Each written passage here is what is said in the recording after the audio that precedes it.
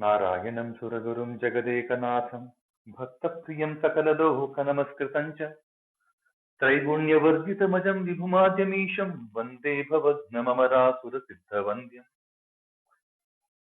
नारायणाय परिपूर्णगुणार्णवाय विश्वोदयस्थितिलयो नियतिप्रदाय ज्ञानप्रदाय विबुधासुरसौख्यदुःख सत्कारणाय वितताय नमो नमस्ते नारायणं नमस्कृत्य नरं चैव नरोत्तमं देवीं सरस्वतीं व्यासं ततो जयमुदीरये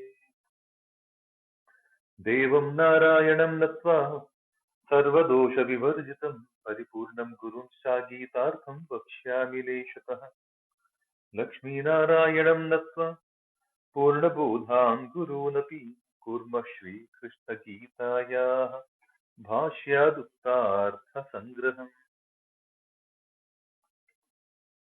हरिः ओम्.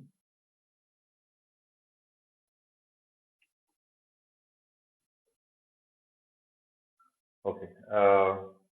So today we are looking at shloka number. Give me one moment. My laptop suddenly went to sleep. Today we are looking at shloka number 32. 32. Mam hi partha vyapashritya yepi syuh papayonayaha triyo vaishya satha shudraha tepi yanti param gatim. So far from shloka number 22, I think we are looking at this section where the expression is all about bhakti. The 9th chapter, some of the commentators also call this chapter as the Bhakti Yoga, right? As much as it is popularly known as the Rajavidya Yoga, Rajavidya Rajagupta Yoga, some people also call it as the Bhakti Yoga. This is where a very good account of bhakti comes, and this is the part, the last part of this chapter is where, from the time he started explaining Ananyasyantayantaha mam ye janaha paryupasate tesham nityabhiyuktanam yogakshemam vahamyaham.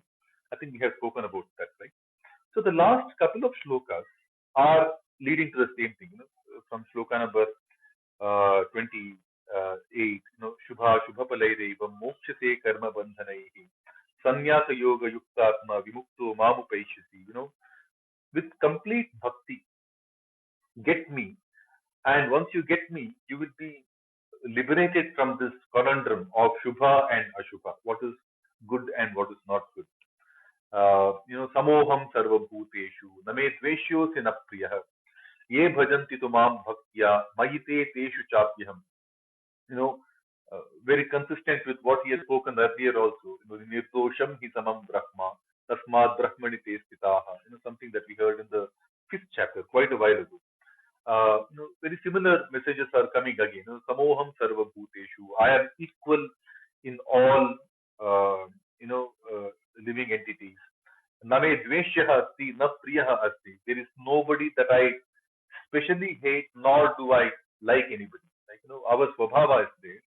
Once we, according to our swabhava, whatever our swadharma need to be, once we show the right ichha shakti in, once we show the right kriya shakti in, once we make the proper attempt at unlocking the jnana shakti, the anugraha from the Bhagavan will not be less. So what he says is, he doesn't have any partiality. Name dveshyaha asti, na priyaha asti.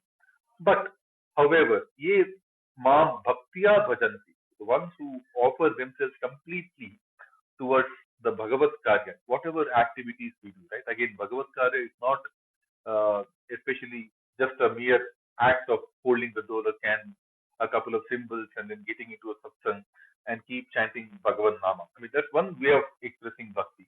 But bhakti, I think we have seen, the way we can offer ourselves. Some of these very popular slokas like, Brahmarpanam, Brahmahavihi, Brahmagno, Brahmanahutam. My entire activity is that Brahma, right? Is for that Brahma. Brahmanyadhaya karmani sangam tyaktva karoti yaha. Every act we do, whether it is an act as a friend, act as a husband, act as a father, act as a son, act as an employee, act as a neighbor, whatever we do, when we offer everything as a Bhagavad Karya, because that big picture is the Brahma, right? That's the bhakti. And in such a bhakta, mayite teshu chapi aham. That bhakta is obviously properly seated in me, but I will also take refuge in him. That's what he says in Shloka number 29, which means that, people who are his bhaktas, they naturally develop certain extra power through which they start appearing very influential and things like that. And that is when we saw the last shloka, when we ended. Api chet suduracharaha bhajate ma mananya bhat. In that in that extreme bhakti state also, sometimes when we are preparing ourselves, launching ourselves in the path of elevation, right? Because aru rukshor munehe yogam karma karana muchyate. So yoga is all about elevating ourselves, reaching the higher and higher plane, not necessarily staying in whatever form we are in. So the whole life is all about doing the proper karma and then elevating ourselves to a higher and higher. That's what we saw in the sixth chapter, Aruruksha, Yoga Rudasya Pasyeva. And then remaining in that Yoga Aruda state, which is the elevated state, right? Sometimes what happens is, in our journey of elevation, extreme good activity sometimes will also acquire papa. And we spoke about that, right? There is a sutra, there is a sukta in the Rig Veda, Edhamana Dvita. When we look into the Puranas, stories of Gautama, Vishwamitra, lot of, including in Mahabharata, when we keep asking this question as to why did Kunti had to go through so much of issues? Why did Kunti's sons had to go through so much of issues? Why did Yudhishthira, being Sakshat Dharmaraja, why did he and his brothers, they had to go through all the hardships, losing the Dutta Krida twice. That's not a joke, right? Now, what happens is that, Suduracharaha, that's the piece that we hear, right? Sukritasya adhikatvena duracharaha. People like Gautama, Vishwamitra, Yudhishthira, they all do so much of good things that looks like bad at one level. But we, the lower mortals, we have to count that to be good acts only. That's what, samyak vyavasita hita, sadhu eva saha mantavya. We have to still count them to be good deeds, because they are subjected to higher order tests. It might look like they have been punished, like in Gautama's episode of Ahalya Shapa, primarily to test Gautama's resolve, in the path of becoming a Brahmarshi, how much of tolerance, kshama, can he possess? Vishwamitra was again tested through Menaka, through different episodes. Vishwamitra was also tested to, if he really is aspiring to become a Brahmarshi, right? So, in the path of this yoga, when we say Ati Chet, the very word says that, it is not possible. But even if they appear to be erring on some side, because see, people like Vishwamitra cannot go wrong, people like Gautama cannot go wrong, people like Yudhishthira cannot go wrong. But even if, very, very minutely speaking, they also went a little bit. They are subjected to severe tests, which will take them to a further higher plane. They are already at a very, very high plane, but they will be subjected to more tests, which will take them further to a higher plane. But what Krishna is telling Arjuna is, even in that kind of an instance, because you are my bhakta, you will be seen as a sadhu only, right? And you will be properly seated. There is no harm, and that's exactly what we get to see, right? Later, the only people who do the Swarga Rohana are these five Pandavas and the wife, right? No, nobody else. And then he immediately says, that's the last shloka that we read. Chipram bhavati dharmatma, shashvat shantim nigachati. Even such people, they will quickly become dharmatmas. When we see the stories of Gautama, again, the same episodes of, Vishwamitra, the same episodes of Dharmaraja, they all immediately became dharmatma.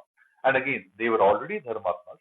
When we say bhavati dharmatma, means that, they quickly got their act right in their path of further elevation. That's something that we need to bear in mind. Right? That's already a plane which is at the celestial plane, which is beyond our grasp. At the point at which we are all currently, most of us are currently, it is beyond our grasp. But even in their higher plane of further elevation, see, this is the law of diminishing marginal returns, right? So as and when we go higher and higher and higher, every further inch will take all that more effort, to continue to go further and further, right? So such divine bhaktas, Chipram Bhavati Dharmatma, even they, because they are Bhagavad Sadhakas, Bhagavatas, they will immediately become Dharmatma and Shashvata Shantim Nigachati. They will attain that Parama Dhama, and Kaunteya Pratyanihi, very, very, bold declaration from Bhagavanta we heard in the last sloka.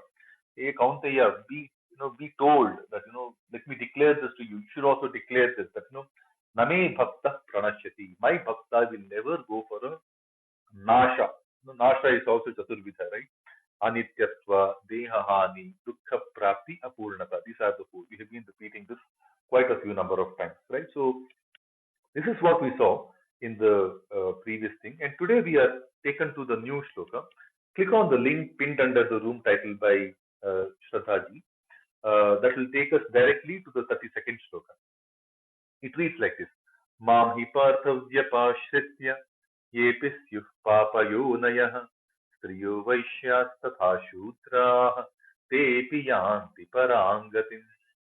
Mam hi parthavyapashritya yepi syuh papayonayah striyo vaishyas tatha shudras tepi yanti parangatim. That's the shloka. Scroll down a little bit on the web page, we see this Padacheda. Right? Padacheda is basically breaking down the word. All the sandhis are, visandhis. We are actually breaking the sandhis. Mam, hi, partha, yapashritya, ye api. Ye api becomes ye api. Right? Purva rupa. Ye api, syuh, papayonayah, striyah, vaishyah. Becomes striyo vaishyah. Visarga sandhi, right? Tatha vaishyah, tatha vaisyas tatha. Again, another visarga, sattva sandhi. Tatha shudrah te shudraste. Like namaste, namahate, namaste. Similarly, visarga aha becomes shudrah te api te api. Similarly, pururupa yanti param gati. So there are a few sandhis here and there. Now, these are the padacheda. Now, these words need to be unjumbled. They're usually in a poetic sense, in the shlokas, the words can be jumbled, but we will put them into the proper prose order, and that is seen in the Anvaya. The website gives a very beautiful Anvaya also. So the Anvaya makes these words appear in a more sentence format, the prose order, right? So we'll read the Anvaya. Hey Partha, Striyaha, Vaishyaha, Shudraha, Tatha Papayonaya api, Ye api, Syuh, Te api Mam Yapashritya, Param Gatin Hiyanti. What does that mean? We click on dictionary. Hey Partha, hey Pritha's son, O Arjuna, O son of Pritha, which is basically Partha, Kaunteya. These are the relationship of Arjuna from his mother's side, right? Krishna is related to Arjuna from his mother's side, the Yadava dynasty, right? So whenever Krishna is calling him Partha or Kaunteya, basically that blood relationship angle comes. So basically very dear expression, very dearly kind of an expression. Hey, oh dear Partha, oh dear cousin. That's what he's telling. Very loving affection, affectionate kind of an expression. It is. Hey Partha, hey Kaunteya, like oh dear Partha, like you are my affectionate brother, oh cousin. Hey Partha, Striyaha, Vaishyaha, Shudraha, Tatha Papayonayah. The Stries, the women, the Vaishya Varna people, the Shudra Varna people, and also the Papayonayah, people who are born in the Papi birth. Right? Ye, api syuh, or maybe, even those maybe. Te api, those people also.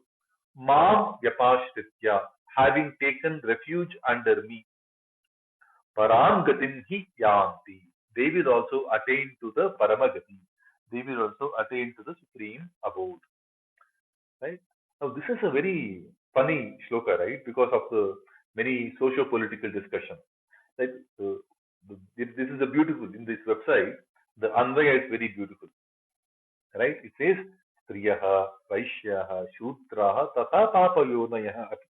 Okay, ye api syuh, te api, Maam Vyapashritya Param Gatim Yanti. Param Gatim Hi Yanti. Like, Param Gati means anybody will acquire the Paramagati if they take refuge under me. And taking refuge under me is something that we have seen so far. Ananya Chintayantaha Mam. Okay. Ye janaha pari upasate.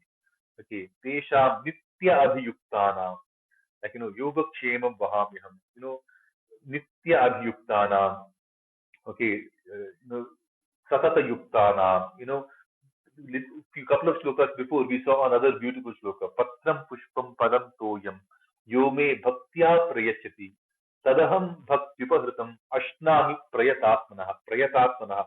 The ones who are constantly putting the effort, those people, whenever they offer whatever through absolute bhakti, which means I am not taking the easy route.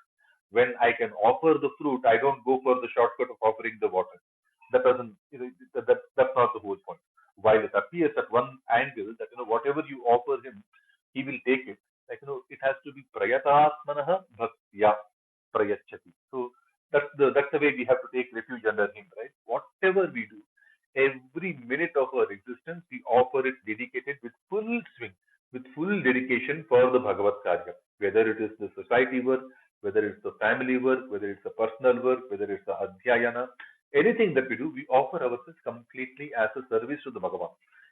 Even when we do the study is as though in our brain cells, it's the Bhagavan who's attentively sitting and listening to our adhyayana.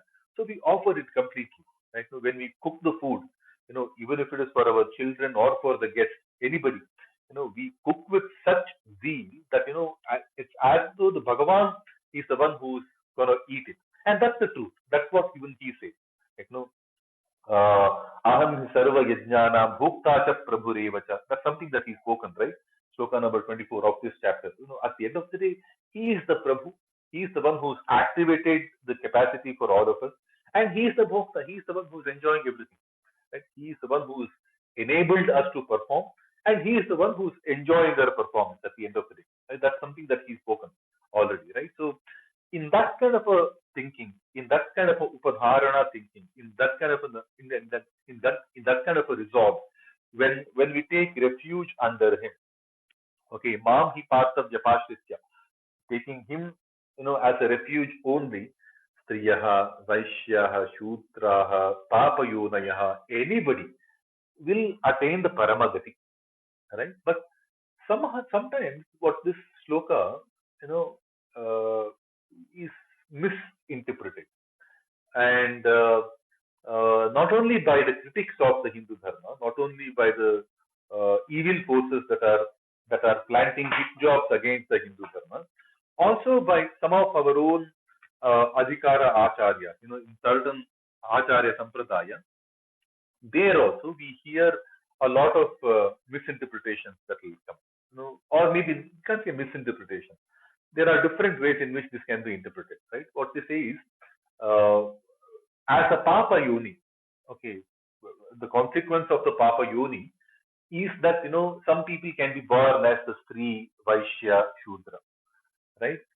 APC Papa Yonaya. Now, Yoni need not mean the physical birth, right?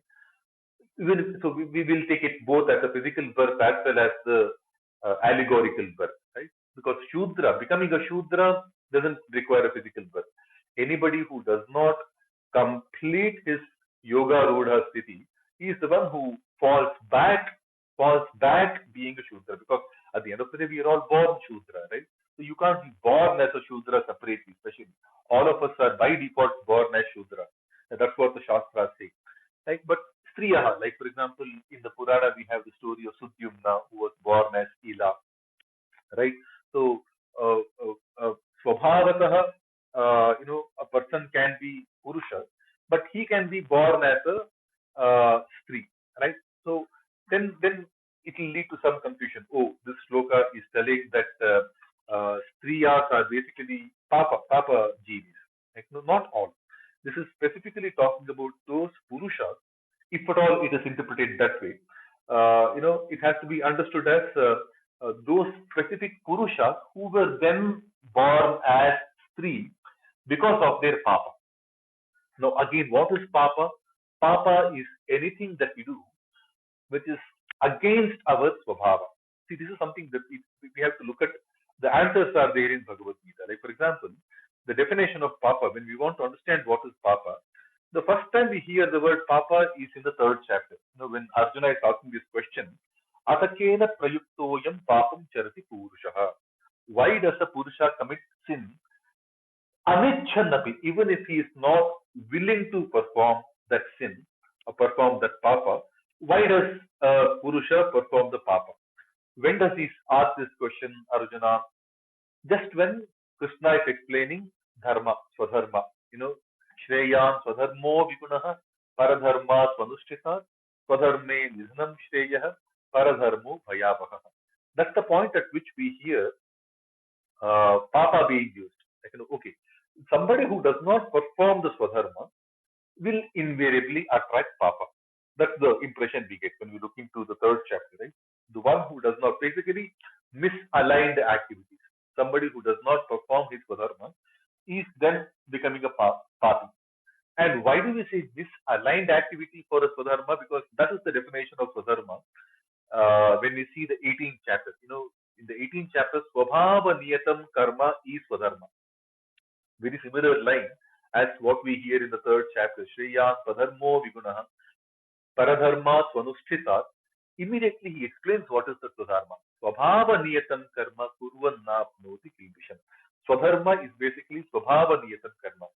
We all carry certain innate personalities, certain characteristic traits, and based on those characteristic traits, there are certain ordained duties. That's the dharma, right?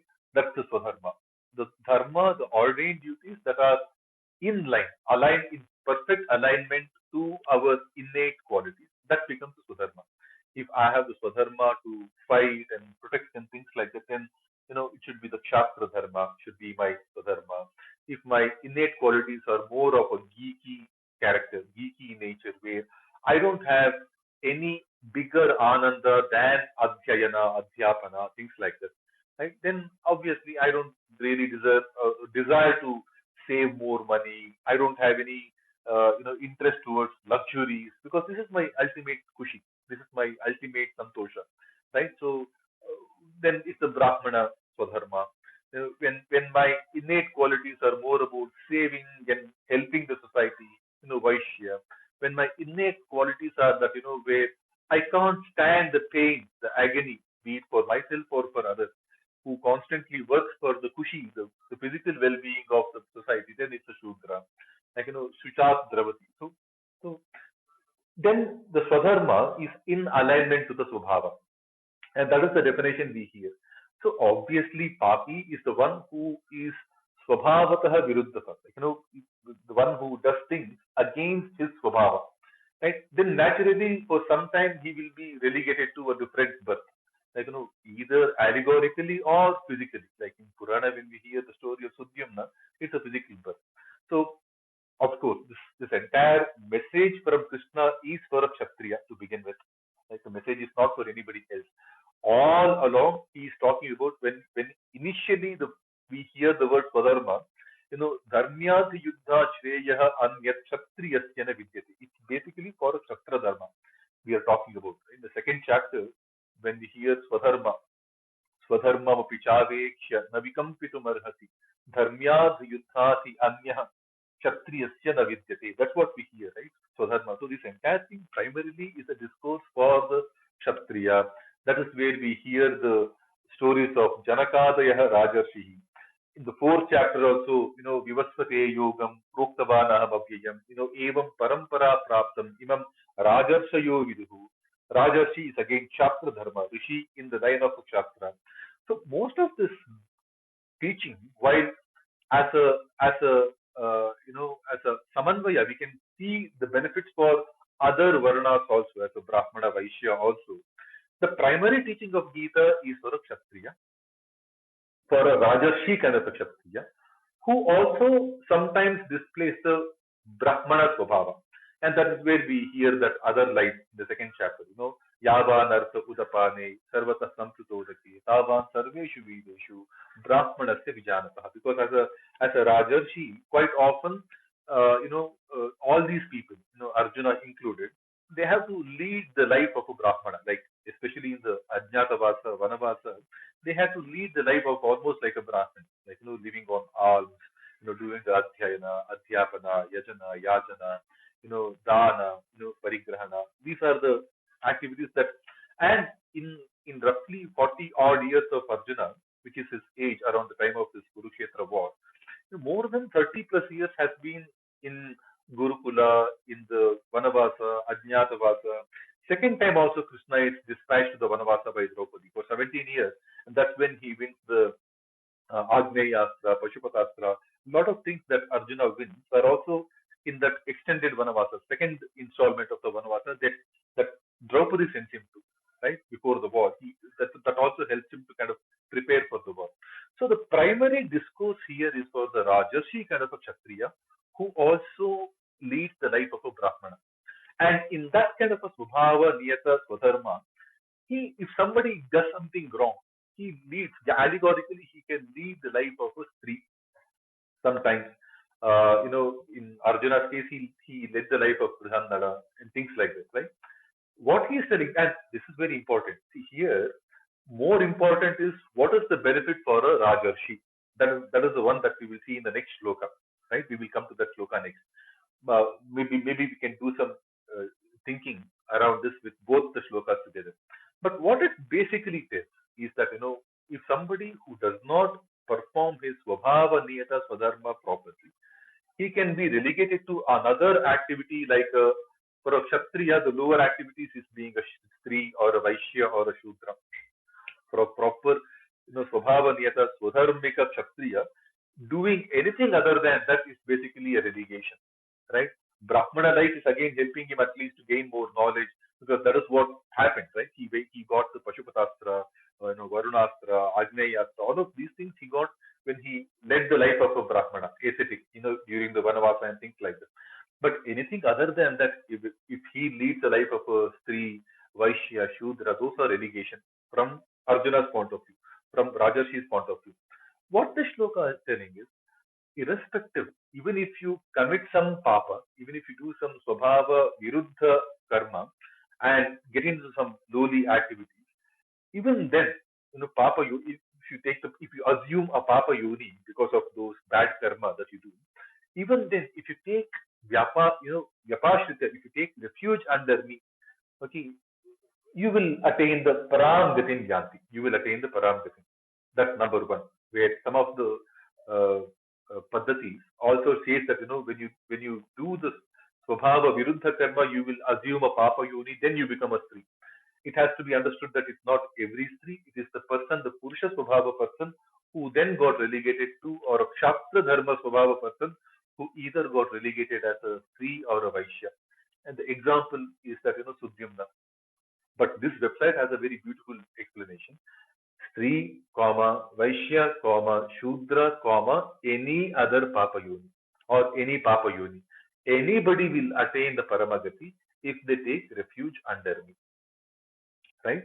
That's the basic thing. Let's quickly see what Aurobindo translation is. On the main page, when we scroll down, it has a section called the Aurobindo interpretation. It says, those who take refuge with me, under me, Mam Vyapashritya, O Partha, He Partha, though being outcast, okay, Papa Yonah, Papa Yonayah, okay, born from a womb of sin, Papa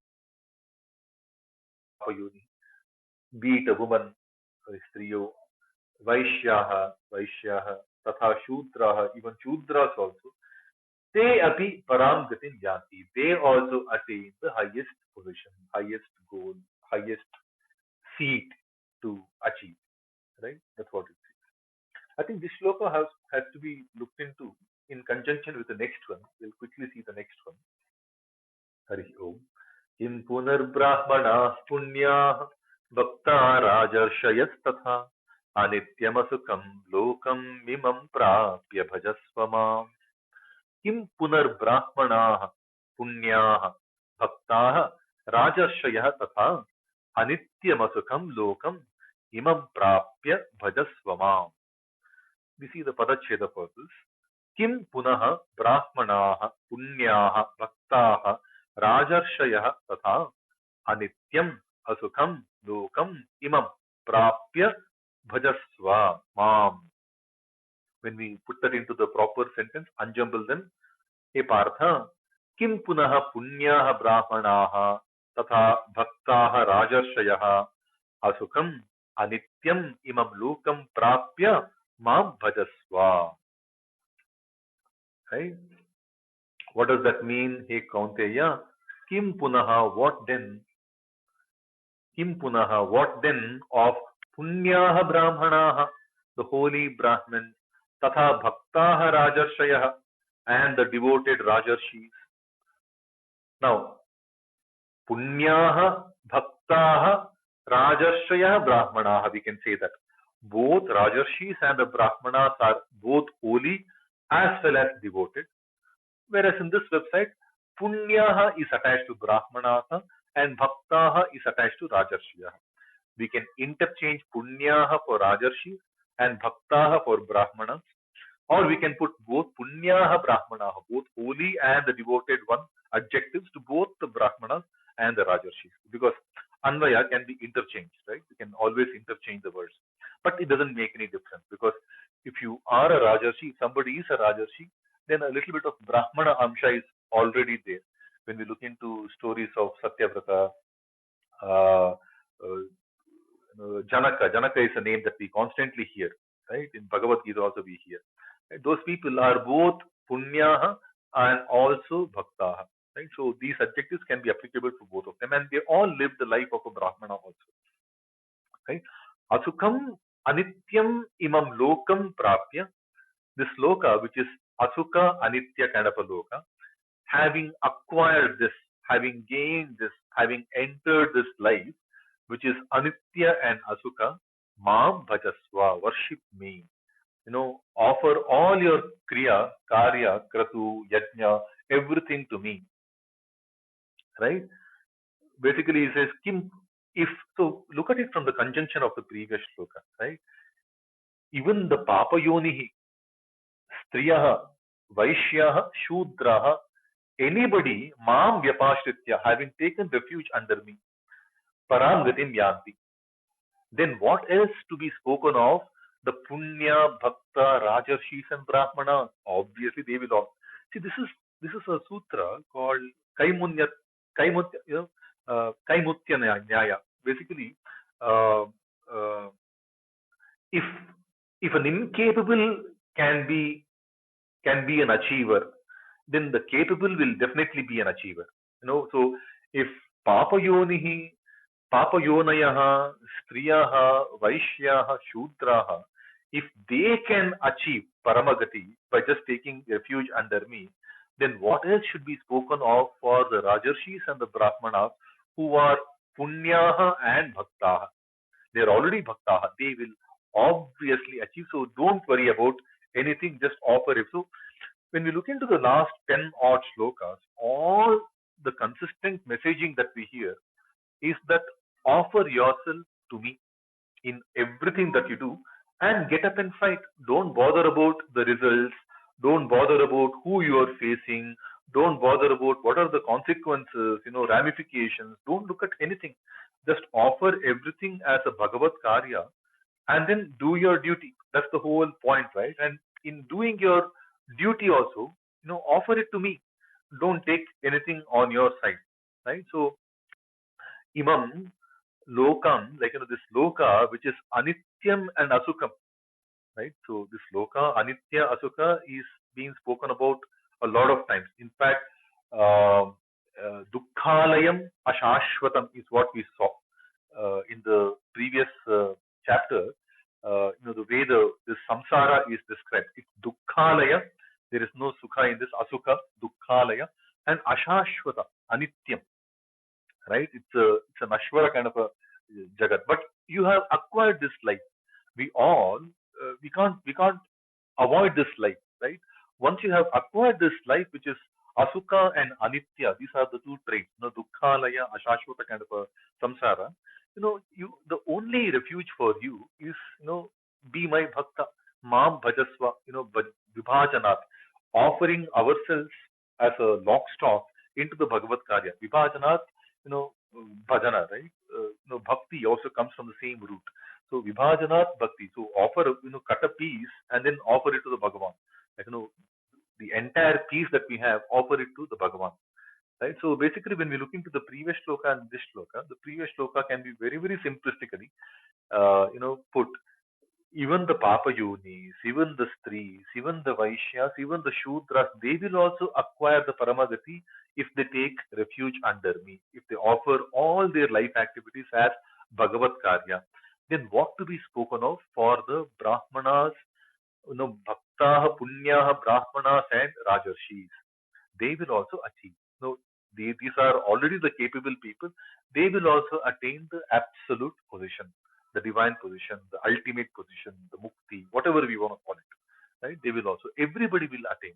And here we are hearing the the advantages of being a Parama Bhakta. Right? These are the fruits, Palashruti. What will happen to such a nice Bhagavad Bhakta? Let's quickly see what Aurobindo translation says. It says, how much rather then, or what else then, of the holy Brahmins and the devoted kings and sages, king sages, you who has come to this transient and unhappy world, Mam Bhajasva, love and turn to me, offer everything towards me. Right? What else? So that Kaimutya Nyaya comes very clearly here. Right? What else? What else to be spoken? Because see, again, when we see the chapter, the entire Bhagavad-Gita, in the third chapter we hear about Rajarshis. In the fourth chapter we hear about Rajarshis. In the second chapter itself we start hearing about the Kshatriyas. In the second chapter we also hear about the Brahmana, Yavan, Brahmana se Vijarataha, because Arjuna has been living this life. The reason why this has been brought in is that anybody will attain Paramagati by offering themselves to me. That's the core message, because Striyaha, Vaishyaha, Shudraha, they were not mentioned earlier. So sometime later, I mean, the 18th chapter, he mentions this, Krishna mentions this, like, while this entire messaging of the Bhagavad-Gita is custom made for a Kshatriya, not just any Kshatriya, it is custom delivered message for Arjuna. We hear that in the 10th chapter, Eshaha tu Uddeshataha Proktaha. Whatever has been told to Arjuna is Uddesha Purvaka Proktaha. It is being spoken with a proper, intent to Arjuna. But in the 18th chapter, he also, uh, uh, mentions, Adhyeshate cha ya imam, imam dharmyam samvadamavayuhu, jnana yajnena tenaham ishtasyamiti me matihi. Somewhere in the 18th chapter, he says, this message is for everyone. And Sanjaya also jumps up in joy, listening to the Rajan Samsmritya, Samvadam imam adbhutam. So there is a message for everybody, but that message for all of us, all else other than Arjuna, we have to study. But the message is primarily given for Arjuna. And from Arjuna's standpoint is what we need to understand. All of these things, we have to understand it purely from Arjuna's standpoint. Brahmana, as a life he has led. Kshatriya, he is. So, from that point of view, that Kaimutya Nyaya makes all the more sense. Hey Arjuna, anybody will attain Paramagati by offering themselves to me. Even the Papa Yonis, even the Stri, even the Vaishyas, even the Shudras, because he is none of those. He is not a Papa Yoni, he is not a Stri, he is not a Vaishya, he is not a Shudra. Then what else of a Brahmanas and Rajarshis who are Bhaktas and Punya? Then what else should be spoken of for the Brahmins and the Rajarshis who are already devoted and already gained a lot of Punya, which is what he is. Currently in a momentary state of delusion, albeit that state of his, he is a Parama Bhakta.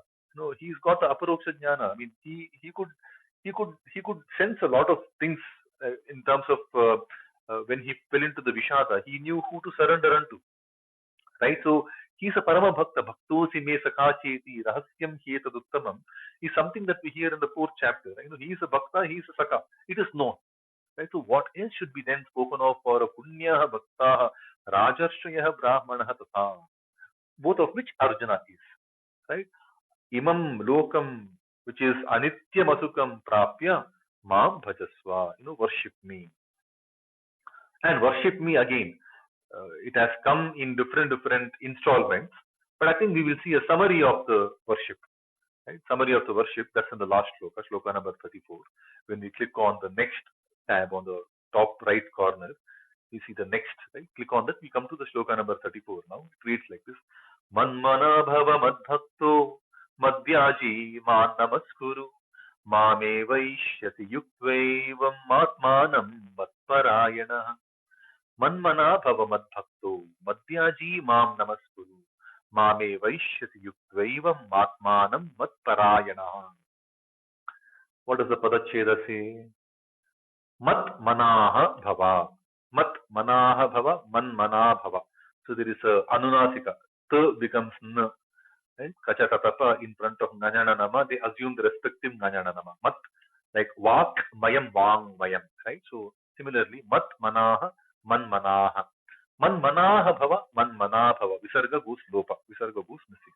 That's the second sandhi. Mat manaha bhava becomes man mana bhava. Mat bhaktaha bhava. Mad bhaktaha becomes mad bhaktaha. Jashtva. Right? Sandhi. Mad bhaktaha. Manmana bhava. Mad bhaktaha. Mad bhakto mat. So bhaktaha, that aha in front of mat becomes bhakto mat. Aha becomes o, visarga guna sandhi. Mat yaji, madhyaji, again jashtva.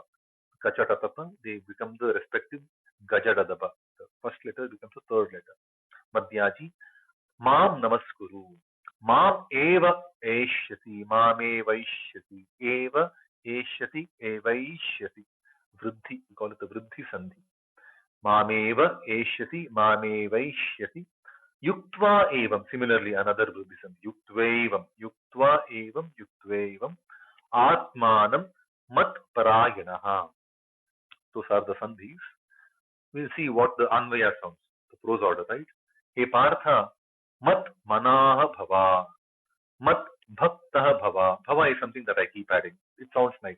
Mat manaha bhava, mat bhaktaha bhava, mat yaji bhava, mam namaskuru, evam atmanam yuktva, mat parayanaha bhava, mameva eshyati.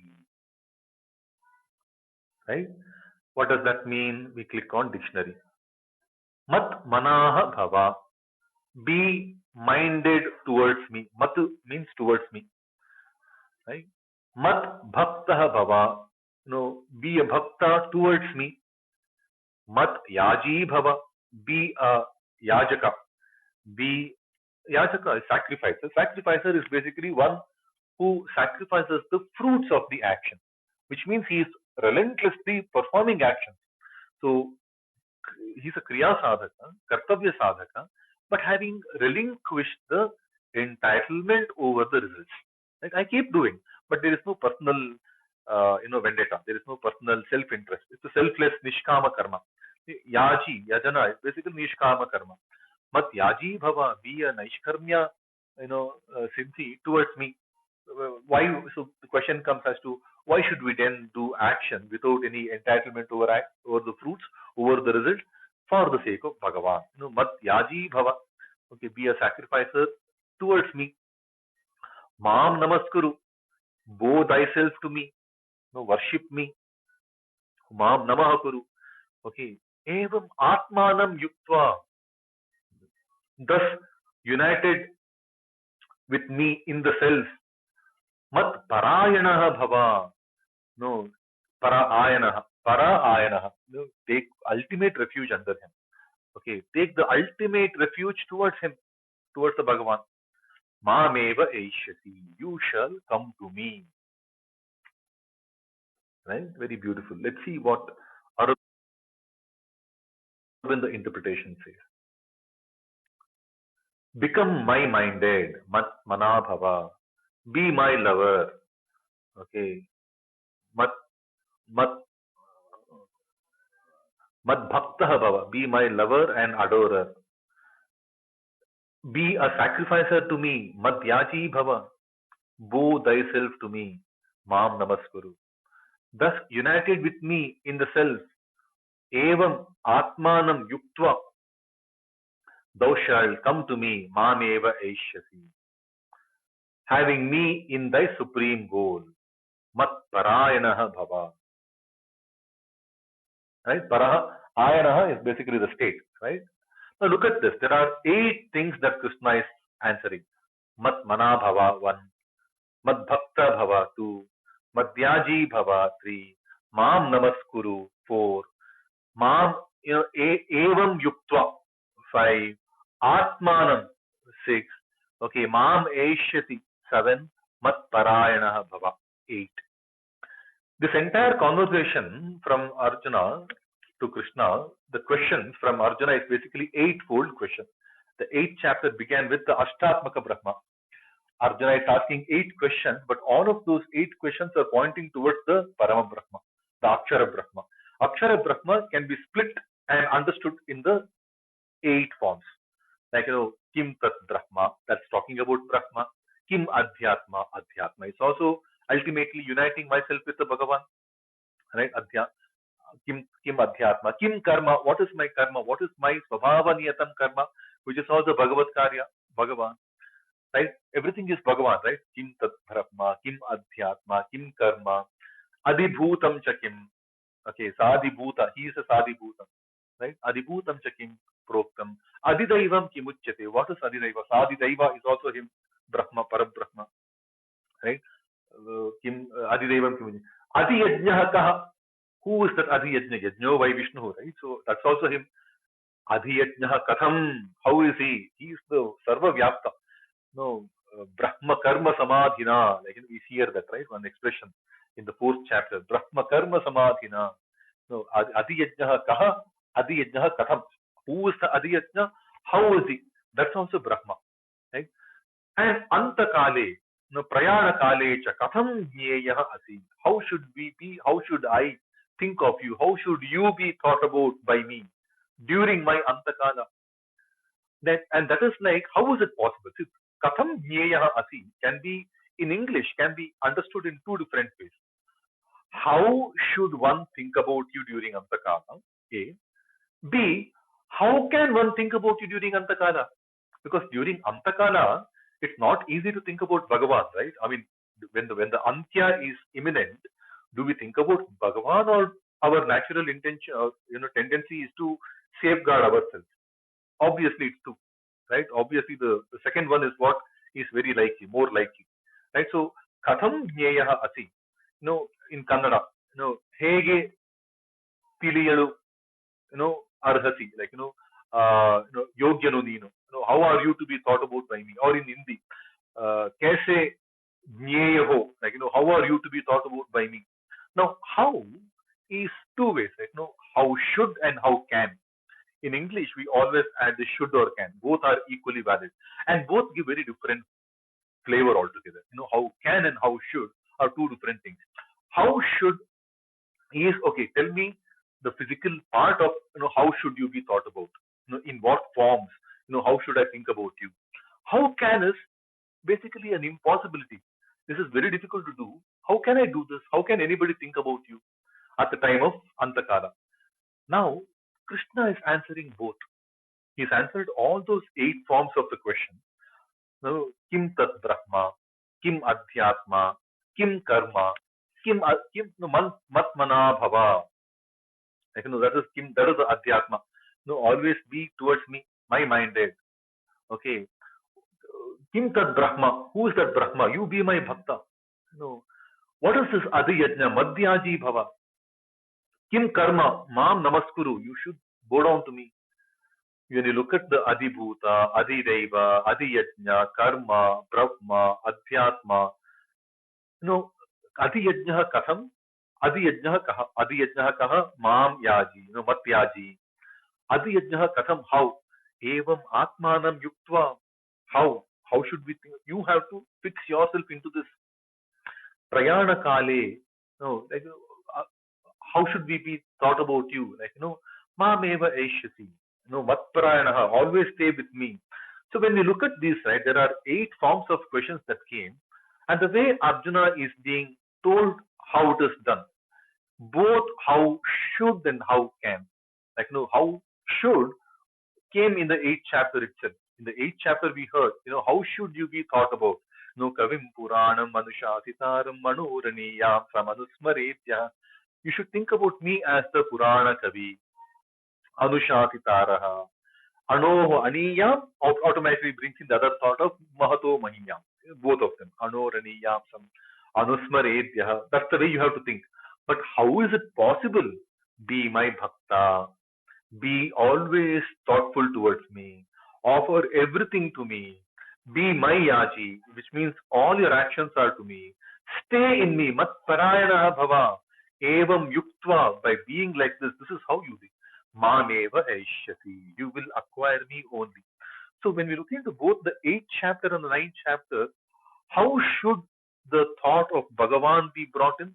Is perhaps answered in the 8th chapter. Tapasvibhyo diko yogi jnanibhyo pimatodika. Right? Vedeshu yajneshu tapassu chaiva daneshu yat punya phalam pradesham. So how should part has been addressed in the 8th chapter.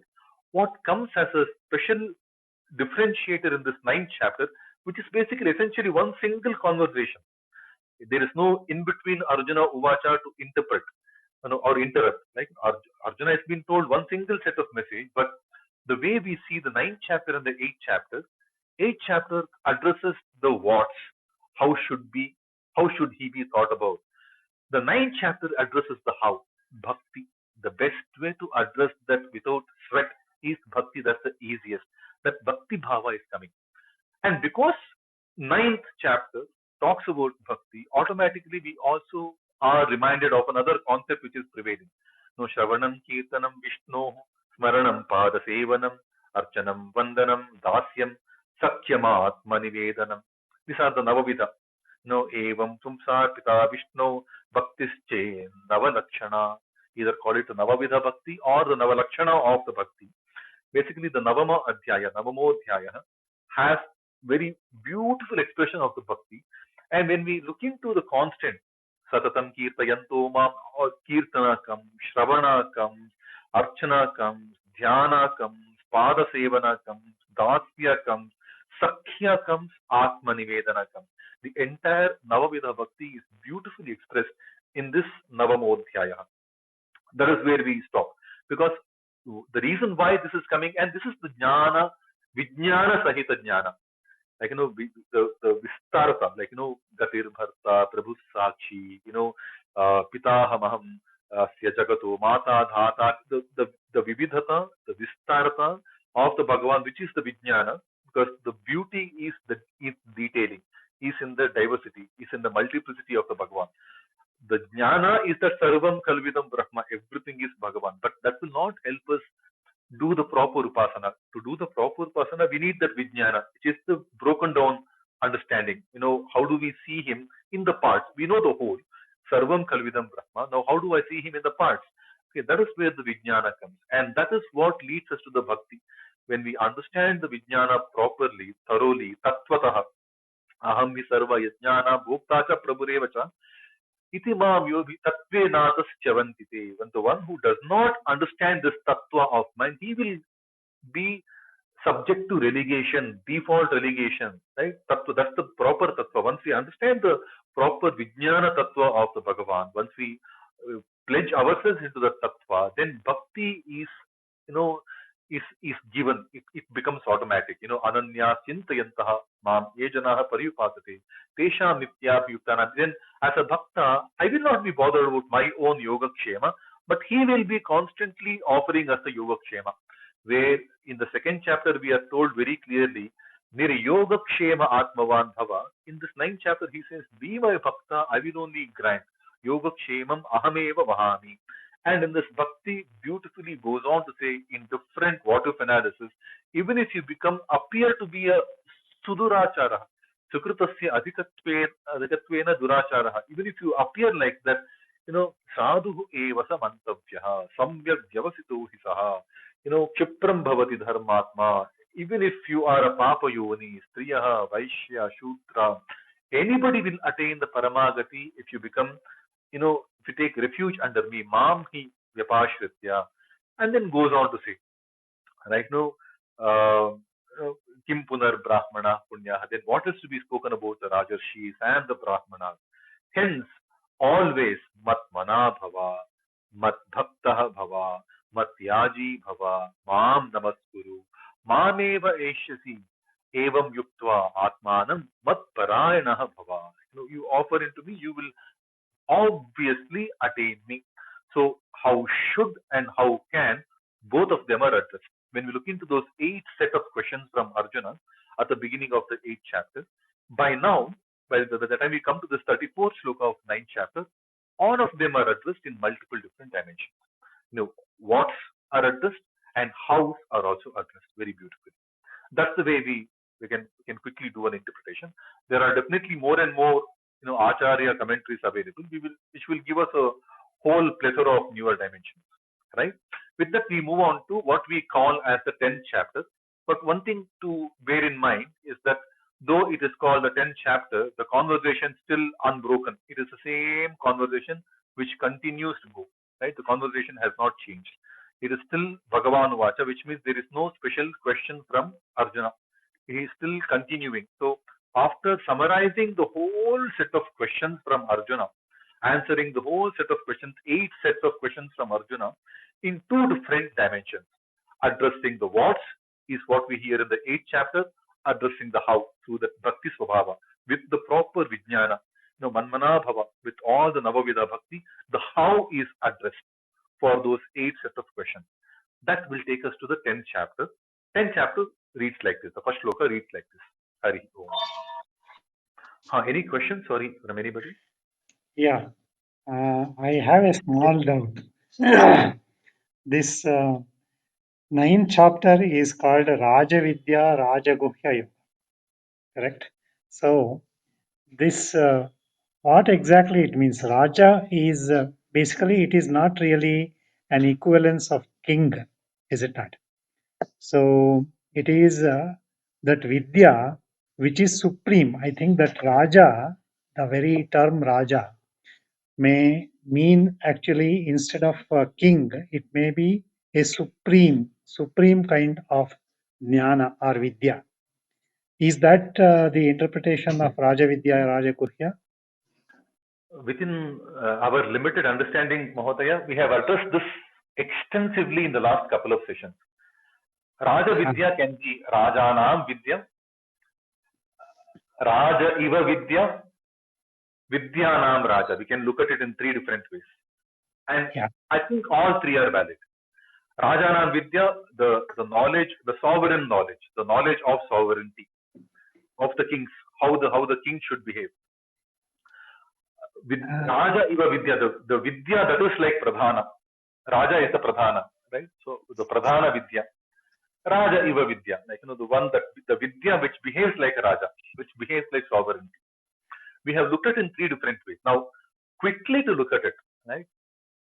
Basically, when we look at it from, and all 3 are valid. Okay, the way we should take it is that all 3 are valid. If there is any clarification needed, wherever there is clarification needed, either Arjuna prompts for a clarification or Bhagavan himself will give the clarification.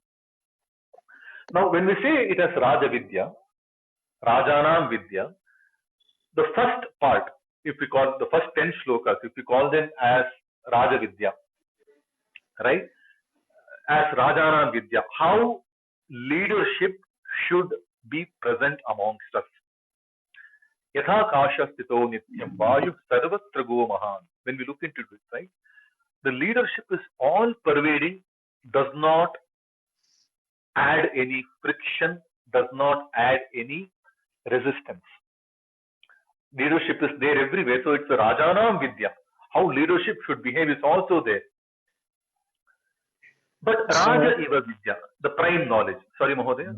No, because it is being addressed to Arjuna, because he also in a particular right, he is also a Raja. He's going to be Raja or something like that. Of course, of Uh, course. But so, Rajavidya as a title is not given by Krishna. That is where yeah. I keep repeating. Exactly, Some exactly. commentaries call this chapter as Rajavidya. Okay, Some okay. commentaries call this as Rajavidya Rajaguhya Yoga. Some commentaries call this chapter as Bhakti Yoga. Yeah, yeah. When you see the Ramanuja Bhashya, you will get a very clear indication that this chapter is called as Bhakti Yoga, or this section. We don't know whether there is a chapter by chapter break the way we see today. We don't even know who created these chapters, Mahodaya.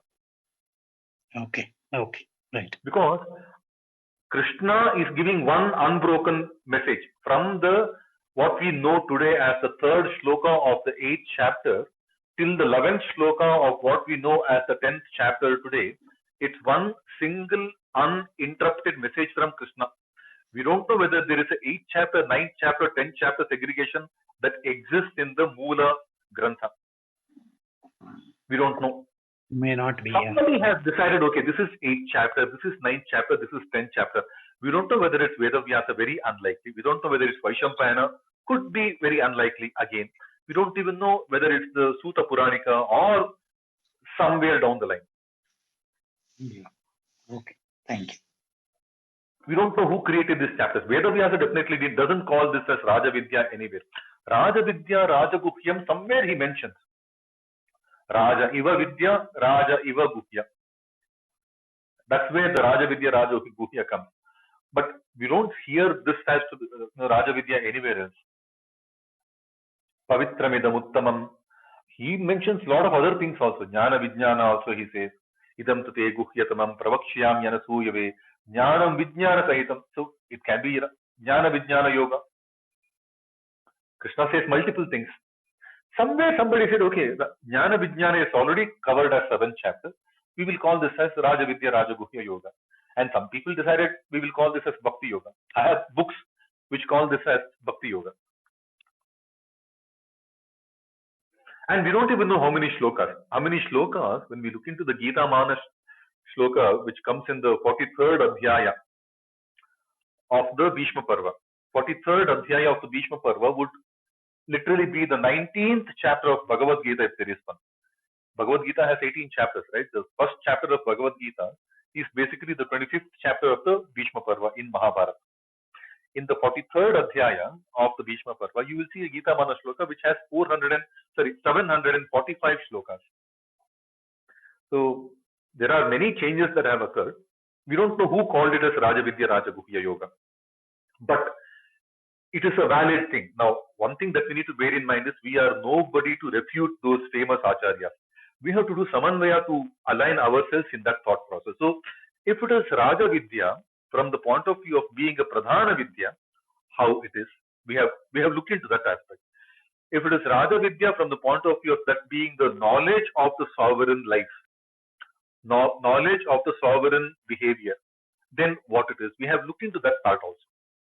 And that is where we keep hearing, as a king, as a manager, as a leader, we have to do what Bhagavanta is given in that aham hi sarva yajnana bhokta cha prabhurevacha. As a leader, as a king, our duty is to enable performance and enjoy the performance. And there are multiple other things that come. Aham hi so sarva yajnana bhokta cha prabhurevacha. As a Prabhu, I am the enabler of performance. As a bhokta, I am the enjoyer of performance. And this is what I was giving an example from one of the Dasa Sahityas some time back. I think last session or last to last session, Janakatannat Majage Varabhushana Dukula Vatudisita Vandanaya Kayukulutavana Harasuta Harusha Paduvante. Hari behaves with us like how a father behaves with a son. On the day of the Deepavali, the father will buy the new clothes, gives it to the son, and he is the one who's enabled that activity for the son. And when the son reciprocates, getting up early, do the Abhyangana, on the Naraka Chaturdashi day, before the sunrise, take bath, wear the new clothes and then fall to the feet of the father is so extremely happy.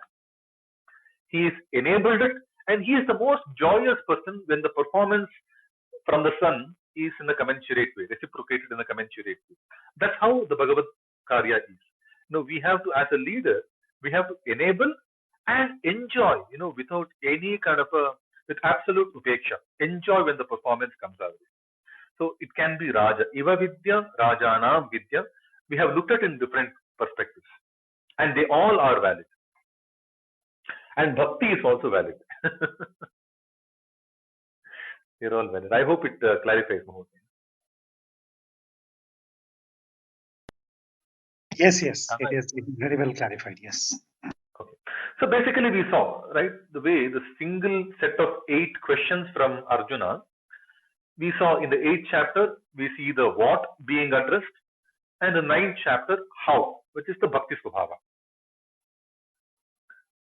Right? Now we move on to what we call as the 10th chapter. We don't know who called it as 10th chapter, but we have the 10th chapter, right? Continues, Bhagavan continues. It's not Bhagavan says. Bhagavan continues now. Bhagavan Vacha should be understood as Bhagavan continues. There is no interruption, right? The shloka reads like this. Bhuya eva mahabaho shrunu me paramam vachah yatteham priyamanaya vakshyami hita kamyaya.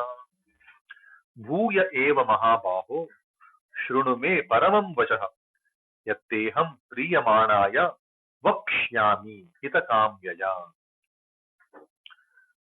What does the Padacheda say? Bhuya eva, bhuya eva. That's a sandhi, right? Visarga, lopa sandhi. Bhuya eva, mahabaho, shrunu me paramam vachaha. Yat te aham becomes te aham. This is a purva rupa. Avagraha. A becomes avagraha, right? Purva rupa. Te aham. Priyamanaya. Vakshyami. Hitakamyaya. Very beautiful. Let's see what the Anvaya gives. Anvaya says, Bhagavan continues, Bhagavan Vacha, Hey Mahabaho, this Mahabaho, right? Mahabaho as a word, for me at least, to instill sense of responsibility. Mahabaho is mighty shoulder. And shoulder is where we shoulder the responsibility. So to bring back the sense of responsibility, Hey Mahabaho, Hey Arjuna, oh responsible fellow, oh responsible Arjuna, oh Mahabaho, Bhuyah eva me paramam vachah shrunu. Yat aham priyamanayate hitakamyaya vakshyami. Very beautiful shloka. This is the first time Krishna is revealing. There is a repeat happening. That's where he says Bhuyah. Bhagavan Uvacha.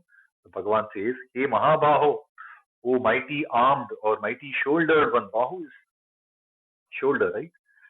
Mighty armed one, mighty shouldered one, O responsible fellow. Bhuyah eva, once again only, may paramam vachaha, my supreme words, shrunu, hearken. Yat aham, the one that which I, priyamanayate, you who is gleeful, who is now getting delighted. Priyamanaya, one who is getting delighted. Which means, we can imagine what's happening in the battlefield right now. When Krishna is telling all of these things, the last 2 chapters are brilliant, right? 8th chapter is Akshara Brahma, Ashtatmaka Brahma. We hear all the hows, what to be done. Vedeshu, Yajneshu, Tapassu, Shaiva. Beautiful. I think when we were going through that part, it was exhilarating, right? And 9th chapter is even better. Manmana Bhava Madbhakto. Some of the messages is so beautiful. Right? Chipram Bhavati Dharmatma Shashvachantim Nigachati. No, there is no doubt. There is, there is one declaration, Kaunteya Pratijanihi, know this certainly from me, O Kunti Putra. No, there are some declarations also coming.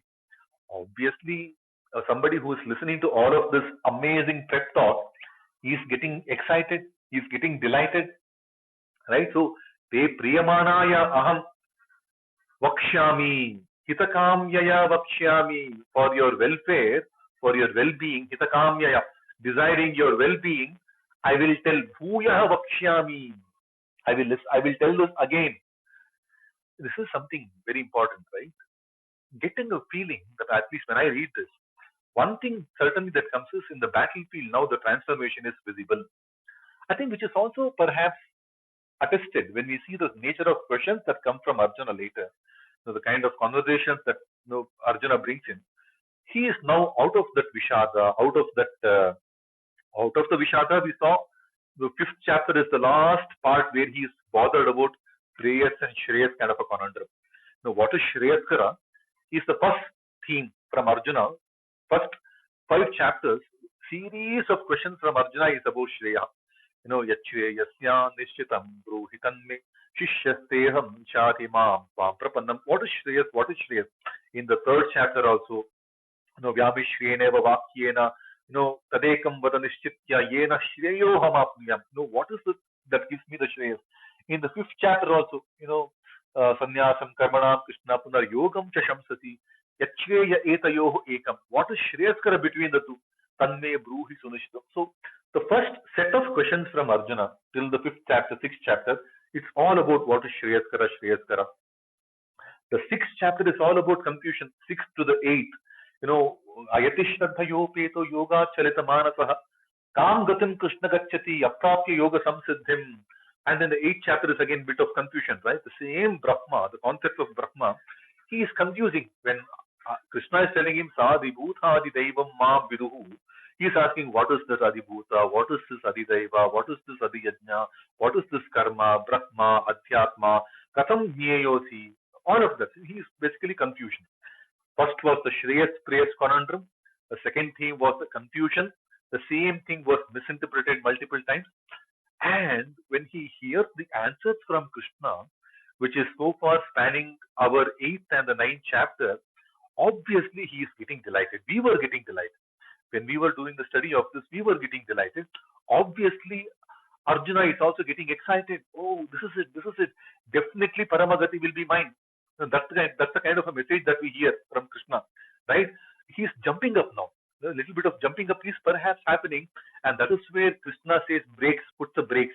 Okay, break. Bhuyah eva vakshyami.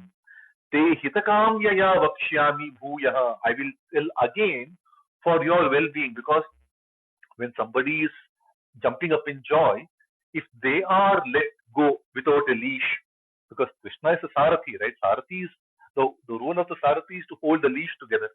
Okay, now he is holding it back. Don't go immediately. Listen to this again. Bhuyah eva vakshyami. Te hitakamyaya bhuyah vakshyami. For your well-being, I will tell you. Te priyamanaya hitakamyaya bhuyah vakshyami. You who's now getting delighted, I will tell again, because you're a Mahabahu. You have a responsibility. You can't be jumping up in joy and then going and facing the war. Right? Na prasishyet priyam prapya. Na udvijet apriyam prapya. That's the message that we have seen in the 5th chapter. So when something good is anticipated, don't jump up in joy. When something bad is anticipated, don't get into dejection. Like you have to be the Sita Prajnata. So this message is very beautiful. Couple of messages that will come in this shloka. One is that, this Parama Vachaha, this divine words of mine, okay, you have to listen to this again. Okay, because throughout Bhagavad-Gita, see, Bhagavad-Gita, quite often we call it as Bhagavad-Gita to Upanishatsu. There are many Gitas in this Bhagavad-Gita. Gita is a Bahuvachana, right? In these Gitas, which means there are different Gitas. Now, one way of looking at this, that, perhaps every time Bhagavan speaks, Bhagavan Uvacha begins and ends. There is one Bhagavad-Gita that gets over. The shortest we hear is the 2 shlokas in the 2nd chapter. Kutastva Kashmanavitam Vishame Samupastitam. That is one. And another set of 2 shlokas in the 6th chapter. He says that Chanchalam hi manah Krishna pramati balavadridam tasyaham nigraham manye. Chanchalam hi what's that? Krishna says Asanshayam Mahabaho Mano Durnigraham Charam. 2 shlokas. Abhyasena ta kaunteya vairagyena cha grihyate asanyatatmana yogo dushprava iti mematihi. These can be counted as the shortest of the Bhagavad-Gitas. Only 2 shlokas the Bhagavan Uvacha ends. And there are few Bhagavan Uvachas which are quite lengthy, because right now what we are hearing is spanning from the 3rd shloka of the 8th chapter and goes on till the 11th shloka of the 10th chapter. Totally about 71 shlokas in total. That's a very long. 2 Bhagavad Gitas that got over in about 2 shlokas each, and there are a couple of Bhagavad-Gitas which will go up to 70 plus shlokas. Right? This is one of the longest, not the longest. This is perhaps close to being the longest. The longest one will come, maybe the 18th, the save the best for the last, right? That has 72 shlokas in total. The 18th chapter, one stretch of Bhagavan Vacha is total about 72 shlokas, right? The best is going to come to the last, right? We will hear that later. But there are some Bhagavan Vachas very lengthy. There are some Bhagavan Vacha absolute brevity, absolutely concise. But when we understand the message in each of these Bhagavan Vachas, they are all complete. Samasta Guna Sampurnam. They carry everything that need to be understood. That second Bhagavad Gita of 2 shlokas, just the line Abhyasena cha kaunteya vairagyena cha grihyate. That one line is enough for a sadhaka, a proper sadhaka, to seeker, to get the complete gist of the Bhagavad Gita. Abhyasa vairagya. That is what even the Patanjali Yoga Sutra says, right? So there are many Bhagavad Gitas, and the message in the Bhagavad Gita should be consistent. When we see this line, Abhyasa, Vairagya, Grihyate, right from the second chapter to the third chapter, the Karma Yoga, Jnana Yoga, they all talk about Abhyasa, they all talk about Vairagya. Raga Dvesha Vyuktaisu, Vishayan Indriyeschara is something that we have started hearing right from the second chapter. So the messages are repeated quite often in every Bhagavad Gita. And there are more than one Bhagavad Gitas in this Bhagavad Gita. That is why we keep telling Bhagavad Gita's Upanishad. And in this shloka, in the 10th chapter, he is casually telling, Bhuya eva shruno. Bhuya eva vakshyami. I am telling this again because he's been repeating a lot of information earlier also. So one thing that we need to bear in mind, one thing that we can gather from this shloka is there is a lot of repeat. But repeat not out of context. Repeat in a more custom-made delivery of a solution for a specific conversational reference. Now, the reference in the 5th chapter was different. The question from Arjuna was different. So the same message may have been packaged differently to make it more answerable, make it more palatable from that context. So, Bhuya Eva, when we hear this in this shloka, again, there is one more shloka we will see in the 14th chapter. There also Krishna says Bhuya. Bhuya comes again there, again repeat. So couple of times Krishna himself makes it very clear there is a lot of repeat. Bhuya eva shruno, Bhuya eva vakshyami. The Bhuya eva. Second thing that we need to understand is that, te priyamanaya hitakamyaya bhuya vakshyami. There is a transformation that is seen. Now Vishada is gone, confusion is also perhaps going, but in that he is also getting excited, which is what happens to most of us also. Very clearly, something that we need to subtly look for is, now he is doing a upasamhara, he is drawing the curtains, he is doing the debrief. Now, most likely Krishna is doing the debrief. The next 10 slokas, which will then end the conversation, right? Sloka number 11 is the last. Right? This is the beginning to this is the first of the 11 slokas. So the next 10 slokas together will be the complete debrief of this Paramavacha. And he does that again and again and again. And there is a transformation happening in Arjuna. He is getting priyamana, he is getting delighted, he is becoming santushtaha, he is becoming very happy. Prashrishiyet, he's jumping up now. Right? So we can see the transformation happening, and there is a declaration from Bhagavan, there is a lot of repeat also. Right? Those are the two things we can safely bear in mind. Right? Let's see what Aurobindo translation says for this. Right? Oh, the blessed Lord said, Bhagavan Vacha. That is also translated, right, by this website. Bhagavan Vacha, the blessed Lord.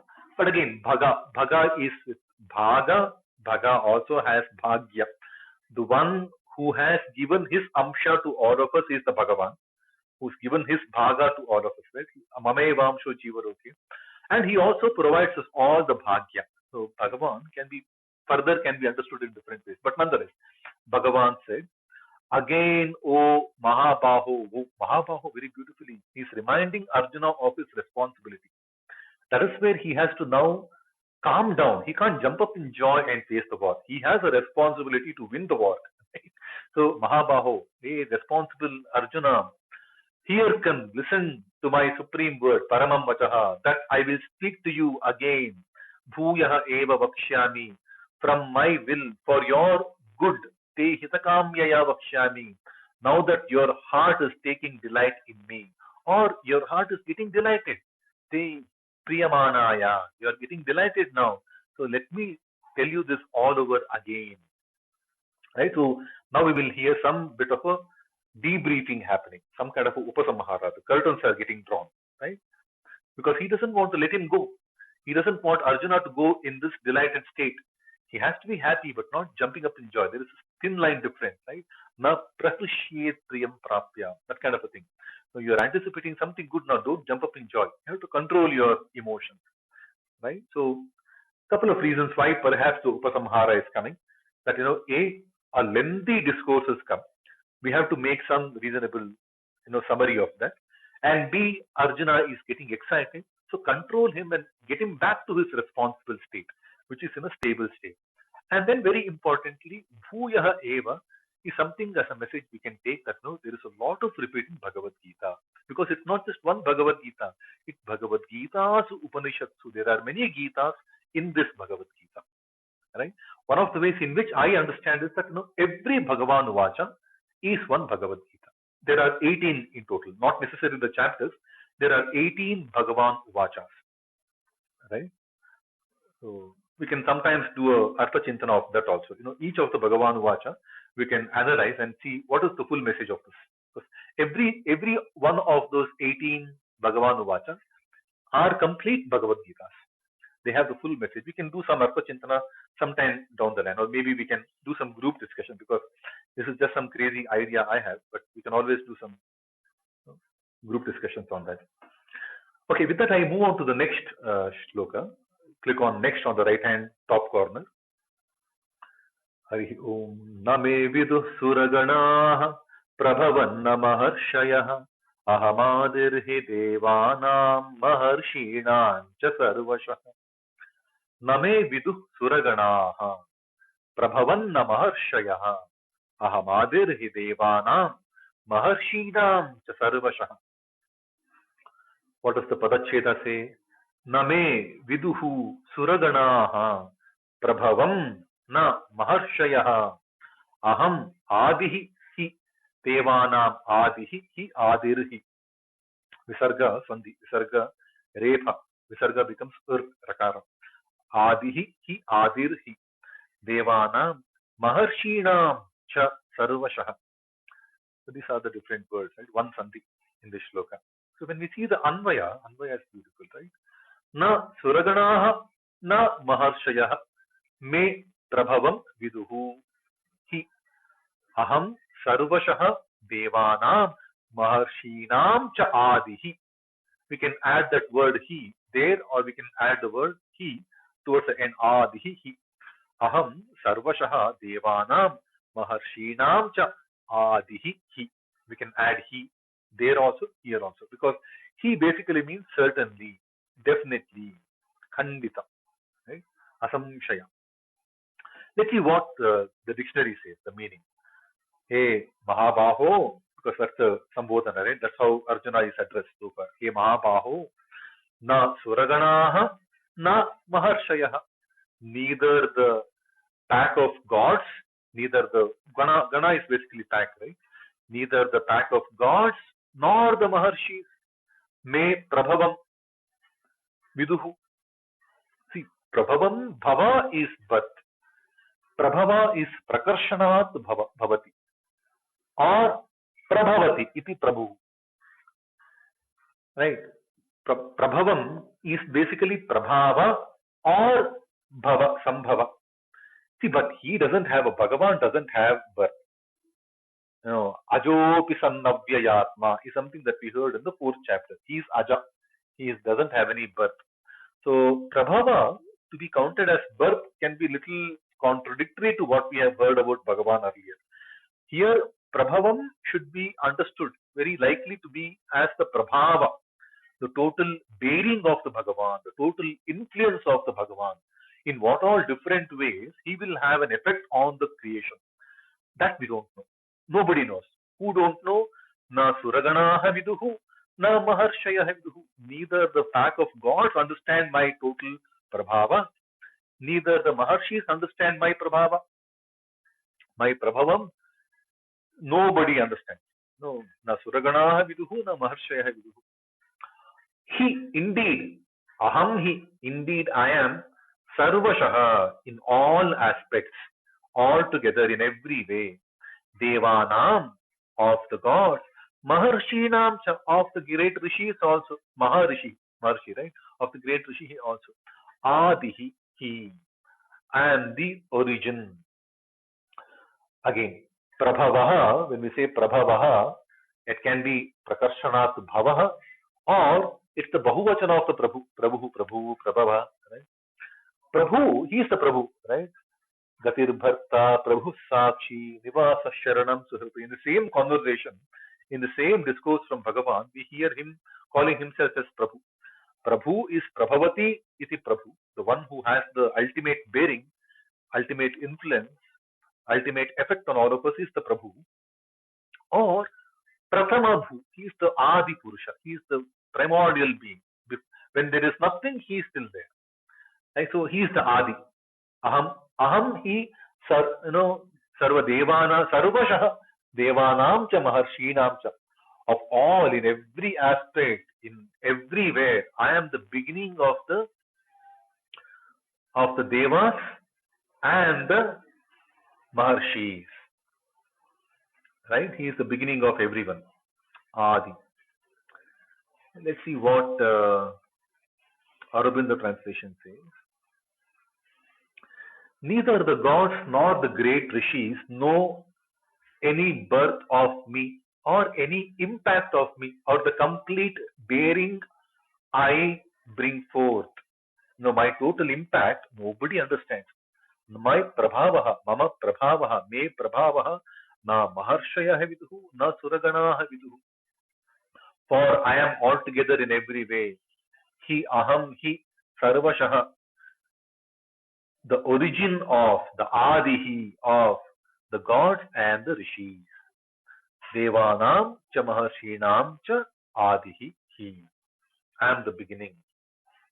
Right? So that brings us to 9:30 now. We will take a pause. We will quickly do some bit of recap of this shloka because the next shloka and this one need to be looked at in tandem. Right? Shloka number 2 and 3, because there is seemingly some contradiction, and that is something that we keep hearing.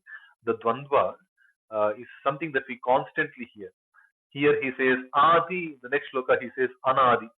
Right? So we need to still revise this shloka and the next shloka together. We will not take up both together because now we are out of time. Next week, next Saturday, we will continue shloka number 3. Om 3, 2, 1.